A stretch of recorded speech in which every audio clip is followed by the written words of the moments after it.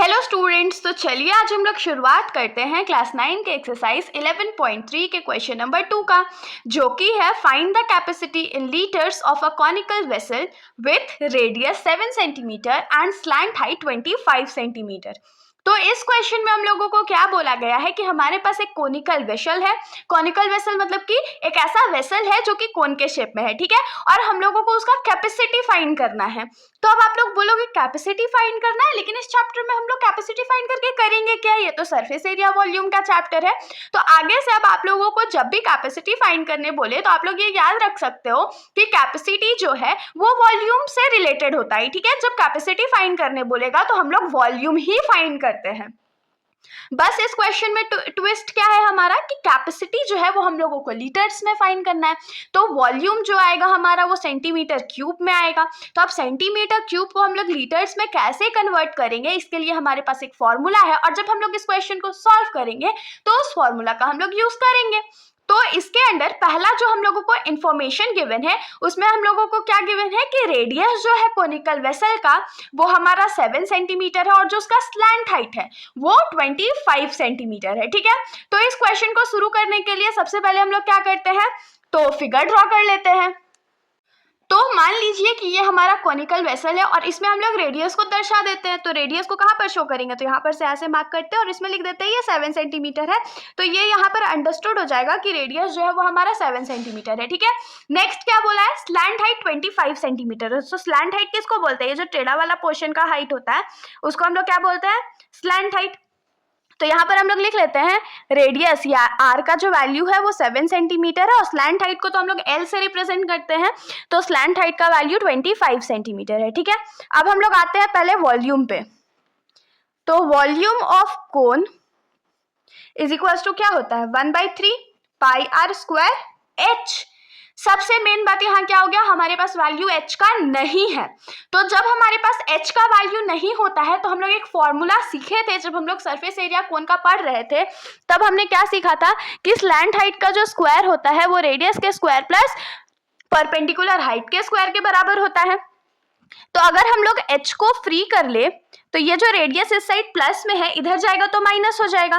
तो यहाँ पर से हम लोग इसको क्या लिख सकते हैं कि h स्क्वायर का जो वैल्यू होता है वो l square minus r square के वैल्यू के बराबर होता है। लेकिन हम लोगों को h स्क्वायर का वैल्यू नहीं चाहिए, हम लोगों को h का वैल्यू चाहिए, तो स्क्वायर हम लोग हटाएंगे।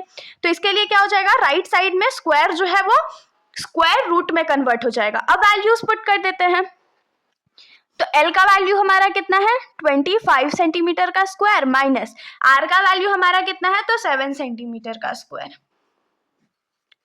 तो 25 का स्क्वायर हमारा कितना होता है, 625 सेंटीमीटर स्क्वायर माइनस 7 का स्क्वायर कितना होता है, तो 49 सेंटीमीटर स्क्वायर, ठीक है। अब माइनस कर लेते हैं। तो 625 में जब 49 माइनस करेंगे तो हमारे पास बचेगा 576 सेंटीमीटर स्क्वायर।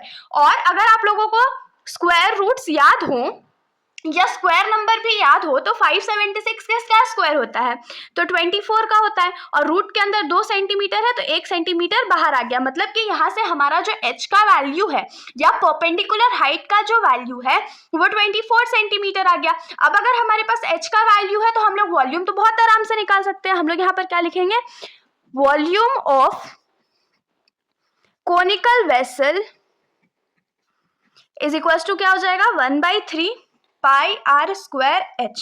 तो 1/3 को हम लोग कॉमन ले लेते हैं, पाई का वैल्यू हम लोग 22/7 अज्यूम कर लेते हैं। रेडियस हम लोगों को 7 सेंटीमीटर गिवन था और क्योंकि आर स्क्वायर होता है तो 7 सेंटीमीटर 2 बार मल्टीप्लाई होगा, और एच का वैल्यू हम लोग जस्ट निकाले हैं जो कि है 24 सेंटीमीटर। अब देखिए 7 और 7 यहाँ पर कट आउट हो गया, 3 के टेबल में 24 8 टाइम्स में आता है तो ये भी मल्टीप्लाई हो गया। तो हमारे पास बचा क्या, 22 इंटू 7 इंटू 8 और 3 बार सेंटीमीटर है तो सेंटीमीटर क्यूब हो गया। तो ये क्या हो गया, 22 इंटू 7 8 जा कितना होता है, तो 56 सेंटीमीटर क्यूब। तो अब हम लोग सिंपली क्या करेंगे, 56 को 22 से मल्टीप्लाई कर देंगे, तो 6 2 जा 12, बाकी हाथ में रहा 1, 5 2 जा 10, 1 11 हो गया, फिर 6 2 जा 12, 5 2 जा 10 और ये 11। तो सेम नंबर्स यहाँ पर रिपीट हो गए। तो हमारा जो आंसर है वो कितना आ गया, 1232 सेंटीमीटर क्यूब। तो ये हमारा वॉल्यूम हो गया। आंसर तो ये हो सकता था, लेकिन क्वेश्चन में ट्विस्ट क्या था कि हम लोगों को आंसर सेंटीमीटर क्यूब में नहीं चाहिए था, हम लोगों को किस में चाहिए था, तो लीटर्स में। तो अब लीटर्स में इसको कैसे कन्वर्ट करेंगे, तो चलिए देखिए इसका प्रोसेस। हम लोग लिखेंगे वी नो कि जब 1000 सेंटीमीटर क्यूब होता है हमारे पास तो वो 1 लीटर के बराबर होता है। ये फॉर्मूला हम लोग आपको याद करा देंगे कि 1000 सेंटीमीटर क्यूब जो होता है वो 1 लीटर के बराबर होता है।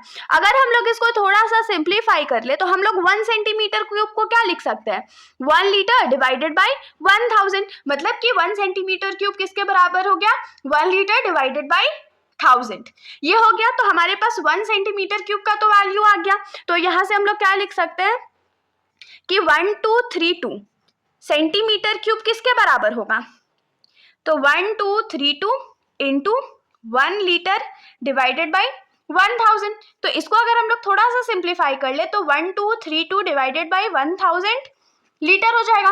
अब नीचे डिनोमिनेटर में 3 जीरो है तो ऊपर 3 के बाद एक पॉइंट आ जाएगा, तो हमारा जो आंसर लीटर में होगा वो क्या हो जाएगा, 1.232 लीटर। तो यहाँ पर हम लोग हेंस वाला स्टेटमेंट लिख देंगे, या लास्ट स्टेटमेंट क्या लिखेंगे, hence the capacity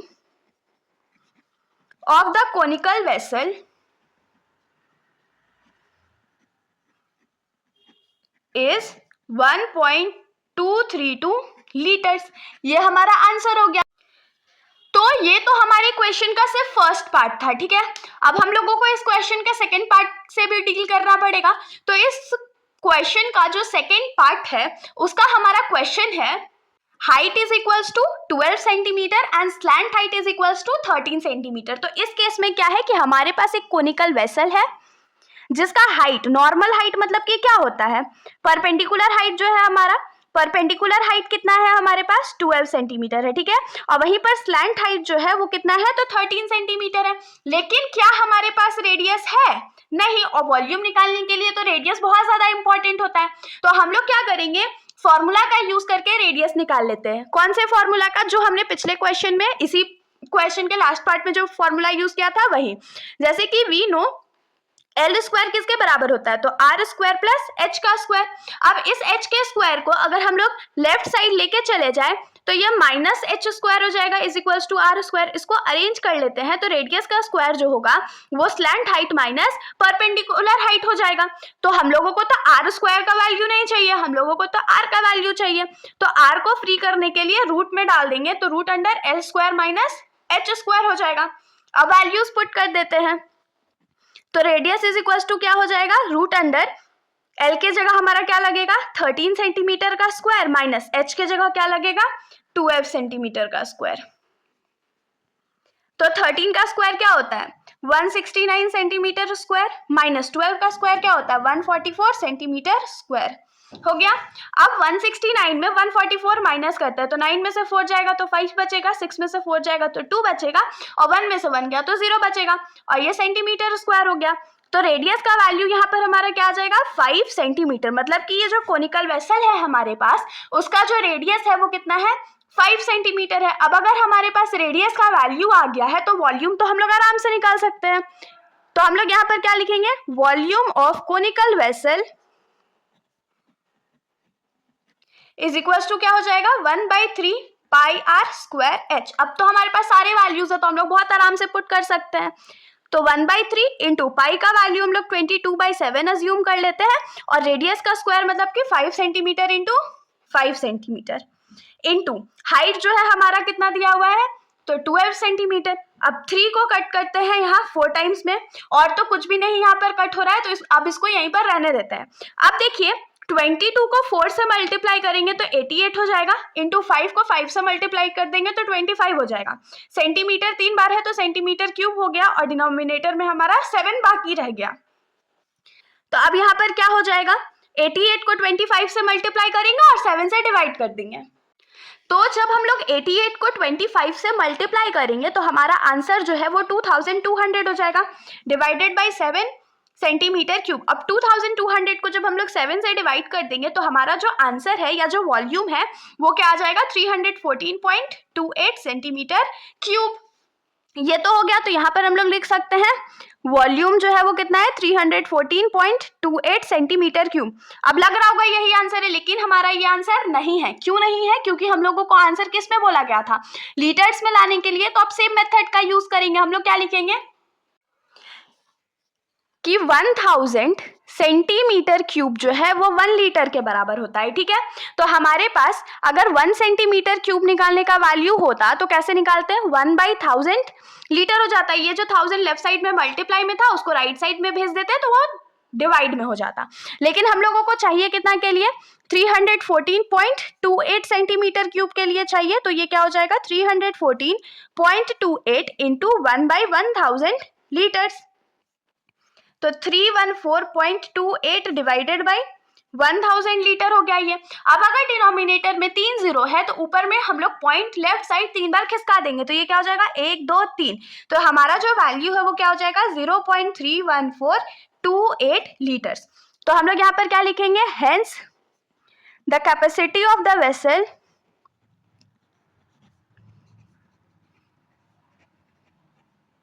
is 0.31428 litres answer. तो इसके साथ हमारा ये जो सॉल्यूशन है यहीं पर खत्म हो जाता है। अगर आप लोगों को कोई भी डाउट है तो आप लोग बेशक कमेंट सेक्शन में पूछ सकते हैं, वरना अगर आप लोगों को वीडियो अच्छी लगी तो वीडियो को लाइक करिएगा और